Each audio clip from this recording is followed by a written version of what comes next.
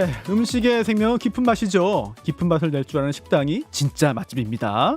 복잡하고 어렵고 골치 아픈 정치 뉴스 깊이 있고 그리고 맛깔나게 분석하는 시간입니다. 정치 맛집. 이번 주도 네 분의 요리사 모셨습니다. 먼저 김근식 교수를 대신해서 국민의힘 김종혁 전 최고위원 나오셨습니다. 안녕하세요. 안녕하세요. 네, 또 박원석 전 의원 모셨고요. 네, 안녕하세요. 민주당 상금 부대변인 이자. 네, 이렇게 소개를 두 개를 또 특별히 적어주셨습니다. 맥 정치사회연구소 소영주 소장님 모셨고요. 네, 안녕하세요. 소영주입니다. 네, 개혁신당 이기인 사무총장님도 모셨습니다. 네, 안녕하세요. 이기인입니다. 네, 이렇게 네 분과 함께 정치 뉴스 아주 맛있게 풀코스로 살펴보겠습니다. 풀코스로 살펴보겠다고 하니까 좀 이상하네요. 네, 풀코스로 대접해 드리겠습니다. 오늘 에피타이저 먼저 살펴봐야죠. 사진으로 에피타이저. 준비되어 있죠? 네, 사진 보여주시죠. 네, 권성동 의원. 자, 체포동의안 표결을 앞두고 있습니다. 이번 주말에 여러 가지 얘기 나왔는데 한학자 총재를 만났다. 큰절도 했다. 하지만 돈은 안 받았다라는 입장이고요. 또 통일교 측에서도 직접 한학자 총재가 입장을 밝혔습니다. 영상을 통해서 돈 준 적 없다. 지시한 적 없다라는 얘기를 내놨는데 자, 권성동 의원 불체포 특권 포기했다고 얘기를 했습니다만 이게 헌법에 의해서 정해진 거기 때문에 나 안 해라고 해서 그냥 안 할 수는 없잖아요. 절차를 진행합니다. 체포동의 요구서 제출됐고요. 이제 국회 이제 표결을 앞둔 상황. 그동안 사실 사법적인 어떤 위기가 없지 않았어요. 여러 가지 뭐 강원랜드라든지 이런 없지 않았는데 다 넘겨왔습니다. 이번에 어떻게 될 것이냐. 많은 국민들이 궁금해하고 계신데 네 분들은 어떻게 보시는지 궁금합니다. 저쪽부터 가세요. 아니 시작하기 전에 오늘 김종혁 최고위원이 말씀 많이 하셨는 거 아니냐라는 조만간 결단 우리 당할 당뿐이에요. 어쨌든 알겠습니다. 조만간 결단 당할 분이 먼저 얘기하시죠. 그래서 당할 분. 굉장히 좀 아무래도 순서상 제일 마지막에 듣기로 하고 박원석 전 의원 말씀부터 드릴까요? 글쎄 이번은 조금 비켜가기 어렵지 않을까 싶어요. 워낙에 이제 지금 돈을 줬다는 사람이 이미 구속이 된 데다가 네. 그 자백이 굉장히 구체적이잖아요. 장소, 방법, 시간 다 특정이 돼 있고 뭐 사진도 나오고 또 일종의 이제 증거인멸의 의도라고 볼 수 있는 차명폰을 통해서 당사자들하고 계속 연락을 시도했다. 이런 것까지 지금 확인이 됐어요. 그러니까 이 마당에 본인 혐의를 계속 부인하면 당연히 법원에서는 뭐 도주 증거인멸 우리 이렇게 보지 않을까 싶고 국민의힘 내부 분위기도 약간 미묘한 것 같은데 자칫 이걸 방어하려 들다가 대선 자금 문제로 이 수사가 확대될 수 있잖아요. 국민의힘 내부로. 그거는 원하는 건 아닐 거예요. 그래서 권성동 의원 개인적인 어떤 일탈 선에서 좀 끊고자 하는 게 국민의힘의 입장이 아닐까 그렇게 보여서 정치적으로도 방어가 좀 어려운 상황 아닌가 싶고 뭐 오늘 아마 본회의 보고되지 않겠어요? 오늘 개원식 하고 나서 그러면은 아마 뭐 다음번 본회의 때 처리가 될 것 같은데 그렇게 되면 이제 실질심사 갈 텐데 이번은 좀 제가 보기에는 그동안에는 굉장히 운이 좋았는데 운이 좋았다고 이번은 좀 어렵지 않을까. 어저께 한학타 총재가 네. 이례적으로 그 무슨 뭐 참 어머니 특별 영상이라고 하면서 그렇죠. 언론에 영상을 배포한 게 하나가 있는데 이기인 사무총장입니다. 뭐라고 얘기를 하냐면 나는 분명히 말씀드린다. 부정한 청탁 및 금전적인 거래를 지시한 적이 없다라고. 지시한 적 말해요. 없다. 근데 이제 그거는 이 통일교 측에서 뭐 금전 거래를 오고 간 사실이 없다고 한다면 그런 사실이 없다라고 부인을 한다거나 아니면 뭐 그런 사실을 유포하는 행위에 대해서 법적 조치하겠다라는 게 일반적인 반응일 텐데 네. 그런 지시를 한 적이 없다라고 하는 것은 총재와 이 금품 수수 사건의 고리를 좀 끌어내는 듯한 그런 뉘앙스로 좀 들리고 무엇보다 금전이 오고 간 것은 사실 반쯤 인정한 것이 아닐까. 지시한 적이 없다라고 하는 것. 네. 근데 그런 사실이 없다라고 하지 않는 것은 금전이 오고 간 것은 뭐 이렇게 반쯤 인정하는 것이 아닐까 싶어가지고 오히려 어저께 한학재 총재의 그 영상이 네. 권성동 의원의 어떤 구속 여부를 조금 더 짙게 만드는 그런 요인으로 좀 작용할 거라고 생각을 하고요. 방금도 말씀하셨지만 차명폰을 통해서 건진법사와 이 윤영호 세계본부장과 통화했었던 내역이 밝혀졌다는 것도 그렇고 2022년에 중식당에서 이제 큰 거 한 장 서포트라고 메모가 나온 것도 그렇고 큰 거 한 장. 네, 윤 전 세계본부장 아내 그 부인의 핸드폰에서도 돈다발 사진이 나왔다는 건 아닙니까?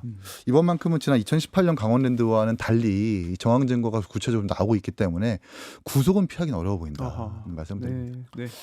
뭐 구속될 거예요. 될 거다. 네. 네. 뭐 이거는 뭐 구속 우리가 논의한다는 게 의미가 없고 사실 이 뇌물 범죄에 있어서 검찰 출신 변호사들도 그러는데 이렇게 좋은 모든 게 갖춰진 정황 증거가 아니라 확실한 증거는 없다. 육하원칙에 다 갖춰져 있다. 일단 부인을 합니다만 양측 다. 부인하는 거는 상관이 없어요. 네. 뇌물을 준 사람들에 대한 확실한 증거들이 있을 땐 뇌물을 받은 사람은 그 주장을 한 가지라도 말하자면 이렇게 배척할 수 있는 증거를 제시해야 되는데 다 인정을 하잖아요. 큰절도 했다. 식당에서 만났다. 그렇죠? 받은 건 뭐 부인합니다. 그리고 연락도 했다. 심지어 윤영호 전 본부장하고 연락 시도를 권선동 보좌관이 왜 해요? 그렇잖아요. 이런 모든 증거들을 봤을 때는 이거 구속을 원한다는 자체는 의미가 없고요. 네. 사실 뭐 저는 그 권성동 의원 참 앞으로 이 계속해서 특검 수사를 받으면서 없어 보이는 것들이 두 없어 가지가 보인다? 있어요. 예. 큰 절은 했지만 돈은 안 받았다. 예. 굉장히 없어 보이는 그 그래요? 증언이거든요. 근데 또 골프채는 휘두르는데 골프는 안 쳤다. 이런 거 똑같은 거예요. 그런 겁니까? 예. 그렇죠. 공은 안 맞췄다라는 거잖아요. 예. 근데 그것뿐만 아니라 야당 탄압으로 하면서 일단은 본인을 보호하라는 신호를 보내잖아요. 보호하라는 거예요. 나 좀 구해줘. 나를 내가 무너지면 예. 뿌리채 흔들리고 어허. 야당이 흔들린다. 국민의힘 대선 장악으로 갈 수 있으니까 나를 보호해라 해놓고 페이스북에는 나는 불체포 특권을 내려놓겠다. 예. 우은식 의장에게 얘기했다. 네. 나를 체포동의한 부분에 있어서 굳이 그렇게 보호하지 않았으면 좋겠다. 이런 막 그 이중적인 플레이를 한단 말이에요. 근데 국민의힘이 지금 권성동 의원을 보호할 수 있는 방법이 있습니까? 없죠. 그러니까 어차피 통과될 거 예. 광이라도 팔자. 이런 거예요. 그래서 저는 예. 사실 체포동의안 통과는 당연한 것이고 구속영장이 발부되는 것도 당연한 수순이라서 사실 권선동 의원이 바라는 건 무죄 판결을 어떻게 받아볼까 그거밖에 남지 않았어요. 그래서 저는 한학자 총재의 어제 그 어떤 그런 특별 영상 부분들도 사실 권선동 의원의 어떤 그 메시지와 우연히 시기가 겹친 걸 보면 우연일까요? 그 모르죠. 또 저기 권선동 보좌관이 그쪽 통일교에 연락을 했는지는 한번 또 알아봐야 되겠으나 사실 권선동 의원이 이번에 이 뇌물 사건 1억 플러스 알파잖아요. 절대 피할 수 없다. 절대 피할 수 없다라고 상당히 좀 확신을 갖고 서영도 소장님은 말씀해 주셨고요. 자, 그러면 이제 저희가 기다려온 김종혁 전 최고위원님. 뭘 기다려요? 뭐 세 분이 말씀하셨지만 여러 가지 정황 증거나 그다음에 이제 본인이 그 제공했다는 사람들이 이미 구속이 돼 있고 그다음에 여러 가지 어떤 그 메모라든가 또 나중에 따로 대포폰을 구입해서 전화를 했다라든가 뭐 이런 것들이 정황상으로 보면 구속을 피하기가 쉽지 않지 않겠는가 뭐 이런 느낌이 듭니다. 그리고 본인이 이제 체포동의안을 포기한 것은 그 이전에 우리가 여러 명이 이제 체포동의안 나는 포기하겠다라고 서명까지 했었고 그리고 현재 국회 구성상 사실 체포동의안이 올라오면은 그게 부결될 가능성이 거의 없잖아요. 그러니까 그러느니 선제적으로 나서는 게 낫겠다라고 생각을 해서 체포동의안을 포기하신 것 같아요. 네, 불체포 특권은 뭐 일단 형식적으로는 포기하겠다 이렇게 말한 거고요. 그런 것 같아요. 근데 아까 이제 큰절은 했다. 근데 돈은 안 받았다라고 얘기를 하고 있잖아요. 네. 근데 제가 정치판에 와서 보니까 정치인들 중에서 돈 받았다는 걸 인정하는 사람은 아무도 없어요. 그리고 그래야 되는 것 같더라고요. 왜냐하면 그래야 그러니까 끝까지 저 사람 혹시 억울한 게 있는 거 아니야라는 구석이 10%, 20%, 30%라도 남아 있어야 나중에 나와서라도 사람은 다 망각하잖아요. 유권자는 다 망각합니다. 그러니까 그때 저는 억울했던 겁니다. 제가 인정 안 했지 않습니까?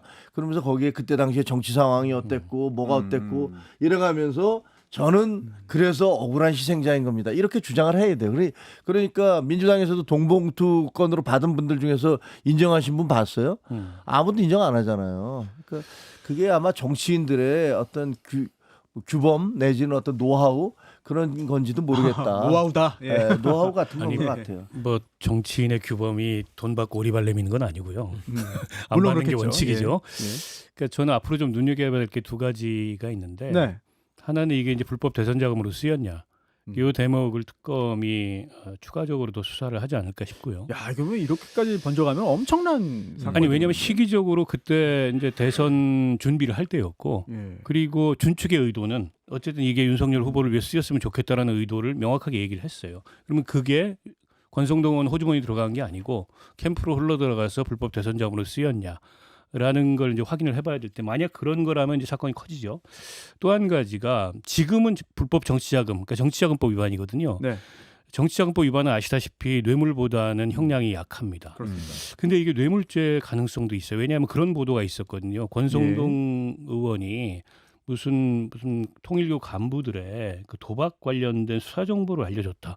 뭐 이런 등등의 얘기가 있어요. 라스베이거스 카지노 뭐 근데 그런 그것도 이제 의혹이죠. 수사 중인 것 같은데 일단은 그 무혐의로 종결이 됐었죠. 아 그래요? 당시에, 예. 네, 당시에는 그런데 네네. 만약 근데 그게 무혐의인 거하고 수사 정보를 알려준 것 자체는 무혐의가 아닐 수 있잖아요. 아 그러네. 예. 근데 이거 대가 관계가 성립이 되잖아요. 아하. 그렇게 해서 뇌물이 되면은 이거 형량이 무거워져요. 아. 지금은 정치자금법 위반이지만 그래서 이후에 두 가지를 조금 주목해서 봐야 될 것 같아요. 네, 물론 지금 박원석 전 의원님 지적하신 부분은 권성동 의원이 돈을 받았다라는 걸 전제로 하는 그런 분석을 좀 해주신 것 같고요.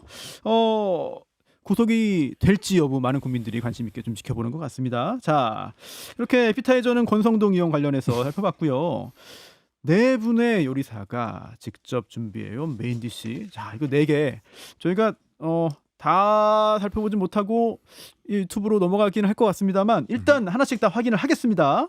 자, 김정혁 셰프부터 보겠습니다. 오늘 주제 어떤 겁니까?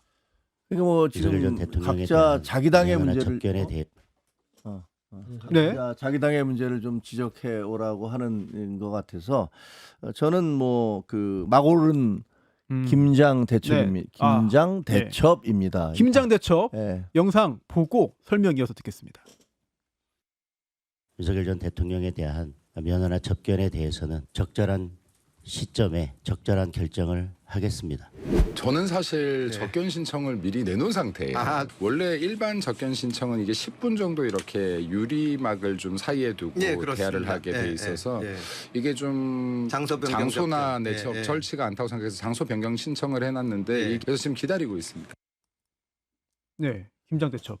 그러니까 뭐 지금 저 보셨지만 윤석열 전 대통령에 대한 면회 여부를 두고 그 장동혁 대표와 그리고 김민수 최고위원 간에 누가 더 강성이냐, 누가 더 먼저 윤석열 전 대통령 면회를 가느냐 이런 다툼이 벌어지고 있는 것 같아요. 네. 그런데 그 어떻게 보면 이제 지금 국민의힘 내에서 일단 그 배반의 장미가 무지하게 만개하고 있구나라는 생각이 좀 들기도 네. 해요. 네. 예를 들면 지금 벌써부터 그 장동혁 대표에 네. 대해서 저 사람 보수 맞아? 뭐 우리 편 벌써요? 맞아? 네.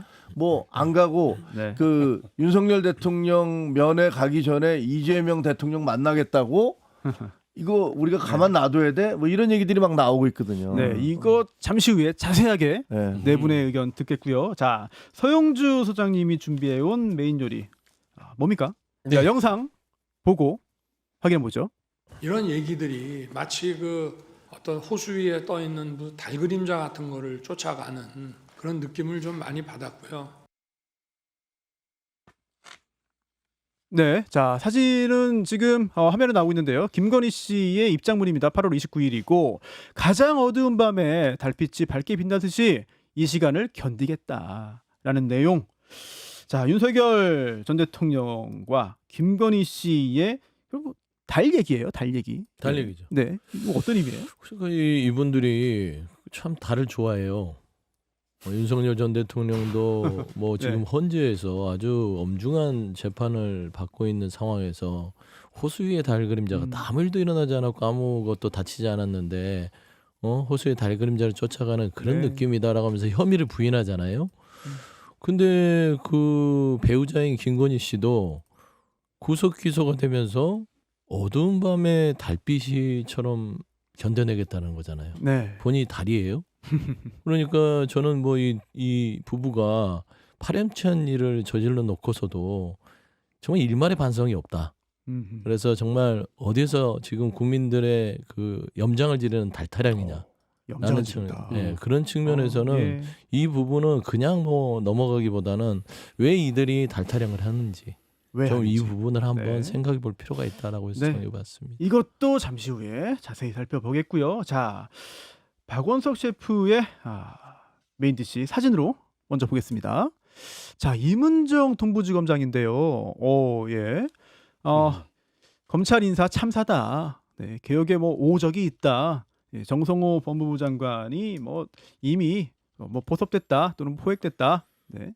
이런 이야기들도 내놨습니다. 지금 이문정 검사장의 동부지검장의 이야기 화면으로 함께 보셨습니다. 그러니까 지금 뭐 검찰 개혁 관련된 여러 가지 그 논란 이게 이제 확대되고 있는데 특히 이제 당정 간의 온도 차이가 확실히 좀 있는 것 같습니다. 확실히 있다. 그러니까 민주당은 속도전을 굉장히 강조하고 이른바 검수완박, 그러니까 검찰 수사권의 완전한 폐지와 심지어 신설되는 그 중수청도 행안부에다가 둬야 된다 이런 입장인 반면에 정부는 조금 신중해요. 그 정부 법안도 민주당 법안하고는 조금 결이 다르고 정부는 어쨌든 검찰 수사권을 폐지한다 하더라도 그게 야기할 수 있는 여러 가지 이제 국민적 불편이나 이런 것들을 좀 신중하게 검토해서 대안을 짜임새 있게 마련해야 된다. 디테일이 중요하다. 네. 뭐 이런 것 같아요.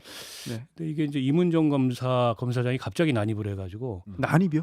법무부 장관을 검찰에 포섭됐다고 낙인을 찍는 바람에 검찰 내부에서도 논란이 좀 확대되는 게 아닌가 싶습니다. 야, 난입의 낙인까지 굉장히 좀 강한 용어를 좀 써주셨고요. 오늘 1부에 나왔던 전현희 최고위원은 뭐 갈등 없다, 이견 없다라는 입장이었는데 이거 어떻게 봐야 되는지 이거 역시 잠시 후에 자세히 살펴보겠고요. 자, 마지막입니다. 이기인 사무총장 메인 DC 네, 사진 먼저 보시죠. 누구예요?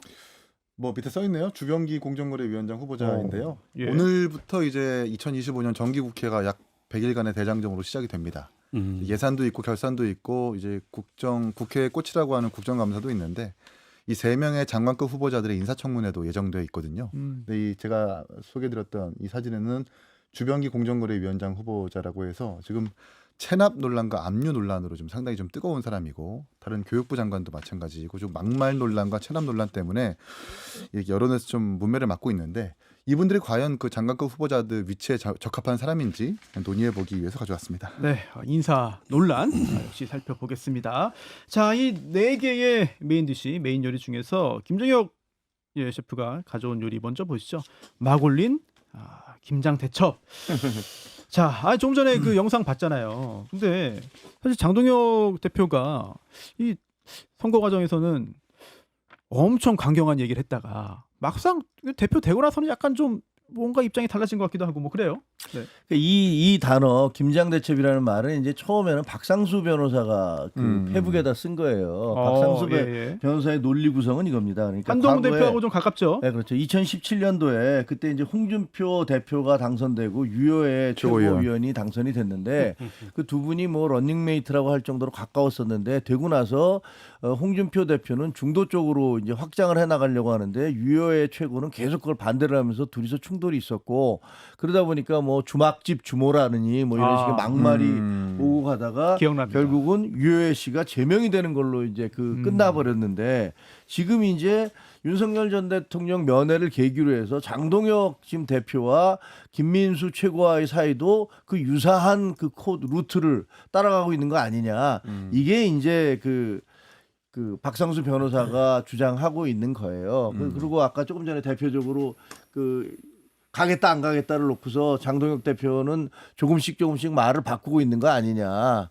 그리고 그 대통령과 만나는 것도 처음에는 뭐 답을 못했지만 결국은 만나는 쪽으로 가고 있는 거 아니냐. 그래서 이렇게 되면 지금 현재 이른바 강성 유튜버들, 극우 유튜버들이라는 사람 사이에서는 뭐 우리 장동혁 버리면 돼. 우리 김문수도 버렸는데 뭐 못 버릴 게 뭐 있어. 그리고 뭐 전환길 씨 같은 경우는 야, 우리 대통령감 새로 발견을 했다. 김민수라는 대통령 후보를 새로 발견했다. 뭐 이런 얘기까지 하고 있는 거잖아요. 그러다 보니까 결국은 이 둘이서 이제 말폭탄을 던져놨는데 이 말폭탄이 이제 터지고 있는 거예요. 터지면서 이 상처가 어떻게 될지는 잘 모르겠습니다. 이 승리자가 누가 될지도 잘 모르겠고요. 하지만 심각한 상황이 벌어질 가능성이 있다라는 거죠. 그러니까 저는 확실히 장동혁 그 대표가 대표 당선 이후에는 메시지 수위가 많이 온건해졌고 그리고 당 내부 문제에 대해서도 이게 첨예한 어떤 갈등, 처음엔 결단 이런 얘기를 했다가 그것도 조금 이제 완화되고 있는 것 같아요. 당연하다고 생각합니다. 당연하다. 대표가 되기 전에 선거 과정에서 선거에 이기기 위한 레토릭하고 대표가 됐을 때 메시지는 달라질 수밖에 없는데 문제는 뭐냐면 본인이 너무 많은 말을 해놨기 때문에 그게 이제 스스로한테 족쇄를 채운 측면이 있어서 딜레마에 빠질 가능성이 높아요. 아까 얘기했듯이 전한길 씨를 비롯한 그런 이제 강성 유튜버들 장동혁 대표도 그분들의 도움으로 본인이 대표 당선됐다고 얘기를 했어요. 청구서가 막 날라올 겁니다. 근데 본인은 내년 선거도 준비해야 되고 그다음에 당을 통합적으로 운영하려면은 그런 청구서에만 그 답하다가는 당을 운영 못 해요. 그러니까 그 사이 약간 이제 딜레마 상황에 처해 있는데 이제 김민수 최고위원 같은 사람은 더 강경해졌잖아요. 심지어 그 최고위원 당선 이후에 헌법재판소의 판단도 인정하지 않고 내란 옹호하는 발언을 노골적으로 하고 있어요. 논란이 좀 있었죠. 그러니까 이게 이제 지도부들 간에 불화 내지는 갈등으로 나타날 소지가 있고 왜 그러냐면 제가 보기에 이제 김문수 최고위원 같은 분은 어떤 이 최고위원으로서의 그 신중함이나 혹은 최고위원으로서의 어떤 발언의 수위 조절이나 이런 거 신경 안 쓰는 분이에요. 그냥 강성 유튜브들의 그런 어떤 이 취향 그 알고리즘이 주는 효능감 이거에 반응하는 사람이니까 계속 강경 발언을 쏟아낼 거고 심지어 공개석상에서 갈등이 표출될 수도 있어요. 그러니까 저걸 어떻게 다루느냐가 네. 장동혁 대표 체제의 운명과 연관이 있는데 그러니까 정치인은 항상 모순된 상황에 처합니다. 이러기도 참 그렇고 저러기도 참 어려운 그런 딜레마에 처하는데 그 딜레마를 어떻게 극복하는지가 네. 정치인의 능력이고 네. 정치력인데 과연 1.5선 장동혁 대표가 얼마나 이걸 지혜롭게 헤쳐나갈지 네. 지켜봐야 될 것 같습니다. 아니 세훈 선생님 네. 지금 이 딜레마 박원석 전 의원이 지적한 이 딜레마 네. 어떻게 해결해야 돼요? 어떻게 이거 헤쳐나가야 돼요? 뭐 해결점이라는 거는 장동혁 대표가 잘하는 걸 하시면 돼요. 잘하는 게 뭐예요? 변신. 변신이요? 그거를 보통 배신이라고들 하더라고요. 근데 변신과 배신은 상당히 좀 느낌이 좀 많이 다를 수 다르긴 있지만 하네요. 네. 이제 변신이라는 거는 전체적인 객관적 관념에서는 변신이고 예. 당하는 입장에서는 배신이라고 아하. 하죠. 예를 들면은 친한계에서는 장동혁 대표를 배신의 아이콘이라고 볼 수 있고 그렇지 않을까요? 이제 전한길 씨의 어떤 후광을 입어서 대표가 됐는데 지금 거리를 두고 있는 장동혁 대표를 보면 전한길 씨는 점점 더 변신이 아니라 배신의 느낌을 받을 수 있어요.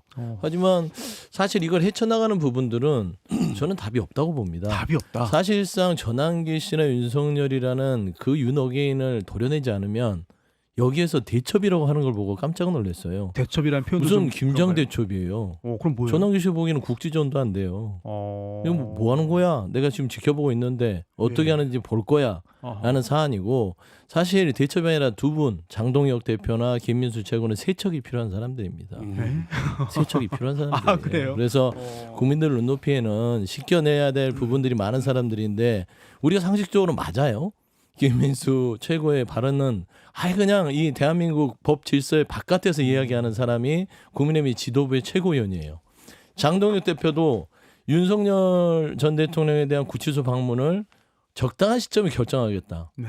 이게 뭐 온당한 발언입니까? 그래도 바로 하겠다는 것보다는 좀 약간 좀 이게 네. 우리가 참 이게 말도 안 되는 아주 그 수준에서 생각하니까 거론하는 것 자체 원래는 이렇게 해야 얘기를 하죠. 지금 내란 우두머리 수계에 대한 윤석열 전 대통령의 구치소 방문의 면회는 적절하지 않다. 국민의힘은 새롭게 국민의 눈높이에 맞춰서 변화할 것이다. 이게 정답 아니에요? 근데 그렇게 했다가 조경태 안철수 두 분은 그냥 바로 탈락했잖아요. 그런 거잖아요. 예. 그거는 이제 경선 때 탈락한 것이고 예. 지금 철저하게 장동혁 대표는 전한길 씨의 눈치를 보기 때문에 김민수하고 싸울 게 아니라 전한길과 어떻게 할 건지 그 해법에서 명확한 규정을 하지 않는 한 영원히 김장국지전이 계속될 것이다. 김장 국지전이다. 저는 갈등이나 대첩으로 부르기에는 조금 과한 면이 아직은 있는 것 같고요. 그럼 뭐라고 불러야 됩니까? 뭐 근데 한편으로는 또 역할극이다 이런 역할극이다? 생각하시는 분들이 계세요. 전략적 분업이다, 국합 배드캅이다, 뭐 이런 어허. 말씀들 하시는 분이 계신데 저는 그것보다 네. 전당대회에 참전하지 않은 이른바 소신파 의원들, 일부 소신파 의원들의 기우제 같은 어떤 바램 이렇게 볼 수도 있겠다. 그러니까 박상수 대변인이 얘기했던 것은 결국 이렇게 갈등을 일으키고 있는 것 아니냐라고 본인의 어떤 바램을 저런 식으로 이렇게 표현한 것 같은데 어찌됐든 뭐 권력 구조를 뒤흔들 만한 균열은 아니니까 갈등이나 대참까지는 아닌데요. 근데 김민수 최고위원이 지금 이 CBS에서 나왔었던 지난주에 인터뷰했던 걸 보셔도 아시겠지만 상당히 좀 극단적이잖아요. 헌법재판관들의 그 탄핵 결정도 사실 뭐 부인하고 있고 헌법재판관 8명이 그걸 결정할 수 있는 권한이 없다라는 말까지 막말까지 합니다. 근데 그걸 보면서 아마 장동혁 후보가 이 심리치료 기법 중에 거울치료 기법이라고 있거든요. 네. 이 타인의 행동을 통해 가지고 자신의 어떤 문제를 객관적으로 인식시키는 거 그쵸, 그런 기법이 예. 있는데 김민수 최고위원 보면서 이렇게 되면 안 되겠구나라고 느낀 것이 아닐까. 김민수 최고위원의 저렇게 극단적인 선택, 네. 어떤 극단적인 발언들을 당이 어떤 기조로 가져가면 이거 지방선거도 그렇고 우리 당 큰일 나겠다라는 그 인식 때문에 조경태 의원도 포용하게 되고 약간 좀 기조를 바꾸게 되는 것은 아닐까라는 생각도 문득 들었고요. 예. 잘 모르겠습니다. 다른 당이 이게 이런 서정이라서. 거예요. 이 지금 국민의힘 이번 그 전당대회 결과를 봐도 그렇고 상식적으로 생각했을 때 네. 장동혁 그 의원 같은 경우에 출발점이 그렇지 않았잖아요. 근데 저런 분이 왜 저렇게 돼갈까? 결국에는 국민의힘 당원과 지지층이라는 토양이 심각하게 이 윤석열 집권 기간 동안에 오염이 됐어요. 오염됐다. 그러니까 일종의 망상 공동체가 돼버린 겁니다. 망상 공동체. 그 망상 공동체 지도자가 전한길이에요. 근데 그 망상에 부합하지 않으면 당선이 안 되는 거예요. 그러니까 거기에 편승했고 심지어 계엄은 하나님에 계시다고 망상이잖아요. 지금 윤어게인이 가능합니까? 불가능한 얘기. 누가 봐도 이성적으로 생각해서 불가능한 얘기인데 근데 거기에 집중하고 매달리고 정치인들은 그걸 이용하고 거대한 이제 망상 공동체가 주는 어떤 이익에 다 편승해 있는데 장동혁 그 대표가 돼서 이걸 깨트리면 그나마 다행인데 네. 이게 하다가 잘 안 되잖아요. 그럼 예. 다시 여기에 편승할 겁니다. 결국에 다시 전환길에 편승하고 왜냐하면 유지해야 되니까 쫓겨나면 안 되니까 저는 그래서 아직 단정할 수 없다. 거울 치료가 됐다고. 오히려 거울을 보면서 부러워할 수도 있어요. 나도 다시 절로 가야 되겠다. 이렇게 될 수도 있어요. 그렇군요. 근데 제가 보기에는 우리 당은 네. 지금 이제 전한길, 김민수, 장동혁 이 세 분이 뭐 지금 이제 이기인 총장님 말씀대로 지금 현재야 뭐 대첩까지는 아니죠. 그냥 서로 이제 스파링하면서 서로 공격하고 있는 거지만 이 세 사람의 갈등 이것이 앞으로 굉장히 큰 문제로 비화될 것이다라고 생각이 되어져요. 왜냐하면요 역사적으로 보면 극우들이라는 사람들의 네. 특징이 뭐냐면 순수성을 강조하는 거예요. 그 애국심을 강조하면서 자기들이 생각하는 애국심이 많이 진실이고 나머지 애국심은 다 가짜다. 이렇게 얘기하는 사람들이 극우 파시스트들의 일반적인 특징인데 대한민국에서 지금 그게 나타나고 있거든요. 선명성 경쟁으로 간다. 아, 그렇죠. 왜 극우 유튜버 하는 사람들끼리 서로 싸우는 거 보세요. 내가 더 선명해. 내가 순수해. 너는 가짜야. 이렇게 공격을 하고 있잖아요. 이게 극우들의 특징이에요. 그러다가 나중에 이게 사이비 종교하고도 비슷하거든요. 사이비 종교도 점점 더 순수성을 강조를 하다가 결국은 자기들끼리 위혈 사태로 끝나는 게 전 세계 사이비 종교들의 일반적인 특징인데 아주 유사한 데가 있어요. 근데 지금 그 보면은 그 국민의힘 내부에서도 어떻게 보면 장동혁 대표는 약간 좀 이제 현실 정치로 좀 돌아가야 되는 거 아니야라고 얘기하는데 발목을 계속 잡혀 있고 아마 강성 유튜버들이나 김민수 최고 같은 경우는 아예 그쪽으로 자기가 줄을 쓴 것 같아요. 그래서 저는 이제 조금 있으면 이 전환기식 때문에 아마 우리 당이 벼락 맞을 것 같다. 벼락 맞는다. 예, 벼락을 맞는데 이 벼락이라는 게 예. 그 쉽게 얘기하면 여론과 언론의 아주 맹공을 받을 것 같고 그리고 또 법적 문제도 발생하지 않을까 이런 생각이 들어요. 네. 왜냐하면 아시다시피 전한길 씨가 뭐라고 그래요? 내가 지금 보니까 내가 장동혁한테 영향력 미치는 거라고 생각해서 그런지 나한테 공천해달라고 사람들이 막 몰려오더라라고 얘기하잖아요. 이거 거의 말이 안 되는 이거 법적으로 굉장히 문제가 될 만한 얘기잖아요. 공천은 무슨 당대표가 합니까? 공천위원회에서 하지. 거기는 이제 일상이잖아요. 바깥에 있는 사람 공천하는 게 그렇지 그러니까 않습니까? 뭐 사실 아시다시피 이게 트렌드가 된 거죠. 대통령 부부조차도 당선인 시절에 명태균 씨와 관련해서 공천 개입을 했다는 이유로 지금 수사를 받고 있는 거 아닙니까? 근데 그것도 아닌 아무것도 아닌 사람이 책임당원도 아니에요 지금. 근데 그 사람이 내가 영향력을 행사해서 내가 공천을 할 수 있다는 식으로 얘기하는 거는 앞으로 이 사람 때문에 이 당은 장동혁 호는 엄청 큰 시련을 겪겠구나라는 생각을 하게 돼요. 한 가지만 짧게 말씀드리면 네네네. 이제 이 국민의힘의 시련은요. 그 장동혁 대표에게도 있겠지만 이제 쌍권이 지나가고 쌍전의 시대가 열릴 것들이 가장 큰 시련이 될 겁니다. 쌍전이 누구냐? 쌍전 누구예요? 전환길. 전한길과 정광훈입니다. 장동혁 대표는 전한길 씨를 견제하기 네. 위해서 정광훈의 세력을 품을 가능성이 높아요. 아. 그렇게 해놔야 내부적으로 전한길 씨한테만 이렇게 계속해서 휘둘리는 그 지금 현재의 구조를 좀 타파할 수 있다고 생각을 하지 않을까. 네. 장동혁 대표가 정광훈 씨 세력도 같이 가야 된다라고 공언을 했지 않습니까? 예. 대표 취임식에서. 그렇기 때문에 저는 이제 쌍전의 시대에서 과연 국민의힘이 이 혼란을 어떻게 극복할지 저는 그래서 희망을 볼 수 없다라고 얘기를 하는 아까 것이지요. 우리 김종혁 최고께서 극우 얘기도 해주셨고 사이비 종교 얘기도 해주셨는데 지금 국민의힘 상태는 극우라고 부르는 것도 약간 사치스럽고 그럼 뭐라고? 사이비 종교에 가깝다고 에? 생각해. 왜냐하면 극우도 매우 파퓰리즘적이고 선동적이면 의제가 있어요. 의자가 있다. 극우도 비전이 있습니다. 비전이 미국의 있다. 트럼프를 봐도 그렇고 유럽의 어. 이저 극우를 봐도 그래요. 그럼 근데 지금은 의제도 없고 비전도 없어요? 아니 그런 거보다는 약간 주술적이고 종교적인 믿음 같은 게 지배하잖아요. 트황상이 우리를 구하러 올 거다. 윤석열 대통령을 잠수함 뭐 항공모함 몰고 와서 구해줄 거다. 이런 게 실제 믿음이에요. 그런데다가 이번에 그 트럼프 대통령이 정상회담 앞두고 트위터에 낸 메시지를 가지고 저당 정치인들부터 어마어마하게 막 호들갑을 떨었어요. 이게 이제 미국이 이재명 대통령을 보는 시각이다 하면서 근데 아무것도 아닌 네. 해프닝으로 끝났잖아요. 이게 지금 약간 이상한 그 종교적 믿음 실제로 사이비 종교가 개입돼 있고 저 당에 무슨 전당대회 좌지우지하려고 개입했고 정치자금도 받았고 그래서 저는 국민의힘에 지금 정치인들이나 혹은 전환길처럼 그런 인플루언서들 외부에서 영향을 미치는 사람들뿐만 아니라 당원의 그 토양 그다음에 네. 당원의 구조의 구성에 대해서 심각하게 점검을 해봐야 돼요. 아. 그렇지 않으면 못 태어날 거다 저기서. 네, 알겠습니다. 자, 이렇게 국민의힘의 현재 상황 그리고 또 이게 김장 대첩이냐 국지전이냐 그것도 아니냐 얘기를 나눠봤고요. 국민의힘 얘기하면서 또 많은 지적도 했으니까 또 민주당 관련된 얘기도 좀 나눠보고 최대한 시간을 좀 활용해 보겠습니다. 박원석 전 의원 준비하신 그런 소식이죠. 검찰개혁 당정 엇박자 아니냐. 자, 1부에 나왔던 전현희 최고위원은 엇박자 아니다. 이거 이견 없고 공감대 형성돼 있고 그냥 진행하면 되는 거다라고 했는데 지금 박 전 의원께서는 엇박자라고 말씀해 주셨어요. 그러니까 정청래 대표도 그렇고 우상호 정무수석도 그렇고 이게 당정 간의 심각한 이견 갈등으로 노출되는 거는 피하고 싶어서 그런 거 없다 이렇게 얘기를 했는데 실제 내용으로 들어가 보면 그렇지 않죠. 일단 이게 정부조직법을 개정해서 공소청, 중수청으로 아예 나누고 그러니까 수사 기소를 완전히 분리하겠다. 여기는 이견이 없는 것 같아요. 다만 9월 25일 본회의인가요? 거기서 이제 그 처리될 수 있는 거는 공소청, 중수청으로 나누는 거하고 중수청을 어디다 둘 건가 요것만 처리되는 겁니다.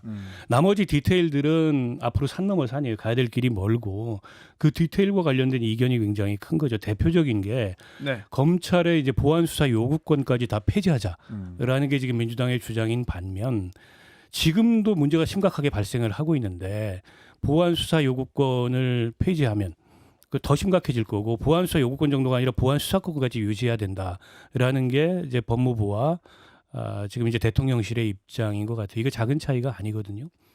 근데 저는 그 내용적인 디테일은 토론을 하면서 채워가고 또 뭐 국민들 상대로 공청회도 하고 전문가들 모아서 간담회도 하고 하면 되는데 제가 놀랬던 거는 이문정 검사장이 갑자기 여기 뛰어들어가지고 법무부 장관을 검찰에 포위됐다 그랬나요? 장악됐다 그랬나요? 장악됐다고 했죠. 이렇게 낙인 찍은 거예요. 근데 네. 생각해 보세요. 검사장은 공무원입니다. 검사는 공무원이에요. 그렇죠. 검사가 무슨 뭐 그 무슨 헌법상 단독관청이 어쩌니 그 검사들이 하는 이상한 논리 있는데 말도 안 되는 소리고 무제한적인 표현의 자유를 가진 사람이 아닙니다. 네.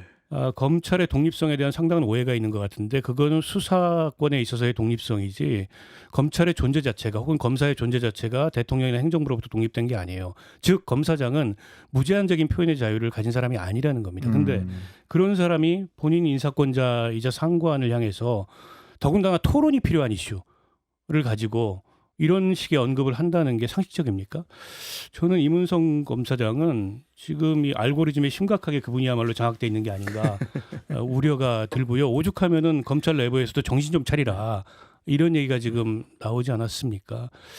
그래서 저는 이런 식으로 검찰개혁 관련된 논의가 진행된다면 현직 검사장까지 뛰어들어서 무슨 오적을 얘기하고 법무부 장관을 검사들한테 포획됐다라는 식으로 언급하는 이런 방식으로 검찰개혁 논의가 전개된다면 그거는 저는 좋은 성과를 가져오지 못할 거다. 오히려 실패한다 자칫하다가는 네. 그런 점에서 굉장히 우려스럽습니다.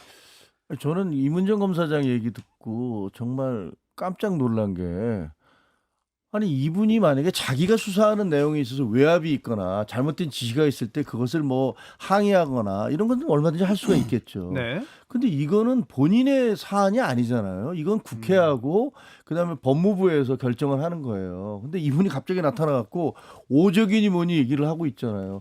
아니 어떻게 자기 상사인 사람들에 대해서 그걸 적이라는 표현을 쓰는지가 도저히 이해가 잘 안 되더라고요. 그래서 이게 완전히 콩가루 집안이 돼가는구나. 민주당도 지금 집권 여당도. 근데 이문정 그 지검장은 검찰 소속인데 검찰 내에 뭐 갈등이지 이걸 민주당 내의 갈등으로 직접 볼 수 있어요. 그러니까 민주당이 지금 추진하고 있는 법안에 대해서 법무부에서 그것을 이거 너무 심한 거 아니야? 제동을 거니까 거기 소속돼 있는 네. 검사장이 대놓고서 봉국 민정수석은 뭐 오적 중에 하고 법무차관도 오적이고 이런 식으로 자기 위에 상사들을 전부 다 적이라는 표현을 쓰고 있는 거 아닙니까? 네. 그래서 보기에 느낌이 이분은 뭐 검사장 홍위병인가? 내지는 이런 느낌도 들더라고요. 여자 윤석열인가? 본인이 위에다가 윗사람들 들이받으면서 본인이 이렇게 튀려고 해서 그걸로 무슨 뭐 자기 능력을 이분도 2단계나 갑자기 점프해서 지금 검사장 된 거 아닙니까? 갑작스럽게 출세를 하더니 무슨 생각을 하길래 저런 발언을 하지? 물론 저는 뭐 이런 민주당 내에서 집권당 내에서 저 야당이니까 싸우는 거 뭐 이걸 뭐 내가 안타까워할 이유는 없습니다. 자기들끼리 싸우시니까 네, 네. 열심히 싸우시라고 하지만 그러나 국가 기강이라는 걸 따져 볼 때 네. 이게 현직 검사장이 예. 자기 그 법무부 장관을 비롯해서 법무차관 그다음에 그 민정수석 그다음 그 법무부에 있는 그 간부들에 대해서 줄줄이 적이라는 표현을 써가면서 자기 주장을 일방적으로 하는 거 이거는 국가 기강이 엄청 해이됐다. 그리고 이런 네. 것들에 대해서 민주당 저는 입장을 좀 말씀을 드릴 처벌을 시간이 해야 있나요? 네. 민주당 입장 말할 시간이 있을까요? 네네 소영주 소장님 말씀 듣겠습니다. 그러니까 이제 이문정 검사장에 대해서 비판하는 것은 검찰개혁 본질과는 좀 별개의 문제 같아요. 별개다. 그렇죠. 이문정 검사장이 본인의 본분을 망각하고 위험한 발언을 한 건 맞습니다. 어허. 세 가지 측면에서는 대통령의 인사권에 대한 도전이고요. 오적이라고 왜 본인이 규정을 하죠? 대통령이 이미 임명을 했는데 그거는 적절치 않다. 두 번째는 말씀한 대로 공직자로서 표현의 자유는 제한되는데 토론회에서 그런 발언을 했다. 상사에 대해서 특히 상사일지 아닌지 모르지만 법무부 장관을 검찰에 오염됐다고 규정하는 것은 굉장히 위험한 발언입니다. 그리고 이게 그 발언이 검찰개혁의 어떤 분열과 갈등 이 국면을 조정하는 발언이냐? 아니잖아요. 갈등을 더 초래하는 발언 아닙니까? 그런 측면에서 이문정 검사장은 이번에 본인의 발언에 대해서 좀 돌아보길 바라고 사실 민주당과 지금 당과 정부가 우리가 오해를 하는데 이견이 없습니다. 속도는 똑같아요. 이견이 없다. 아니 속도는 빨리 끝내자 9월에. 네. 그래서 그거는 이견이 없는 것이고 예. 내용은 네. 최소한의 정부는 정부 입장에서 검찰을 어떻게 하면은 정부의 일원으로서 잘 국민들의 입장에서 활용할 수 있는지 의견을 낸 것이고 민주당은 그동안 가졌던 검찰의 개혁에 있어서의 대상이 검찰이기 때문에 검찰을 어떻게 해야만 그 힘을 축소할 건지 네. 이 부분이 다양성을 통해서 토론에 재료를 제공하고 있는 것이지 네. 이게 부딪히고 있다고 예. 표현하는 것은 언론이라든지 또 비판하고 싶은 사람들 일단 아니면 1분이 검찰이 남아서 안 되고 있는 네. 사람은 이기인 사무총장. 이문정 예. 검사 때문에 이진숙 방통위원장이 의문의 1승을 거뒀다. 무슨 아니 이 감사원에서 선거 중립성 의무 위반이라고 아. 하면서 주의 조치를 받았는데 이재명 대통령께서 이거 직권 면직하겠다라고 지금 보도가 나오고 네. 있잖아요. 네. 근데 그것도 주의 조치라고 하는 것이 징계도 아니고 행정 지도입니다. 행정 조치인데 그걸 가지고 직권 면직하겠다라는 것도 논란이 있는데 이문정 검사 이런 발언 친윤까지 거론하고 검찰개혁 오적까지 얘기하면서 대통령을 향해서 사실상 선거 중립성 의무 위반이라고 여겨지는 그런 발언을 서슴지 않은 건데 이건 괜찮느냐? 이문정은 괜찮고 이진숙은 괜찮지 않느냐라고 하는 그 잣대에 대해서 네. 많은 논란이 있을 것 같고 추가적인 발언에 대해서는 네. 대꼬쇼 넘어가서 네. 말씀드리겠습니다. 검찰 개혁 관련해서 자세히 더 살펴보겠고요. 그 외에도 달 타령 얘기, 공정위 얘기 계속 이어집니다. 본방송 여기까지 하고요. 유튜브에서 계속 이어나가겠습니다. 네 분 고맙습니다. 고맙습니다. 감사합니다. 김현정의 뉴스쇼는 시청자 여러분의 참여를 기다립니다. 구독과 좋아요, 댓글 잊지 않으셨죠? 알림 설정을 해두시면 평일 아침 7시 10분 실시간 라이브도 참여하실 수 있습니다.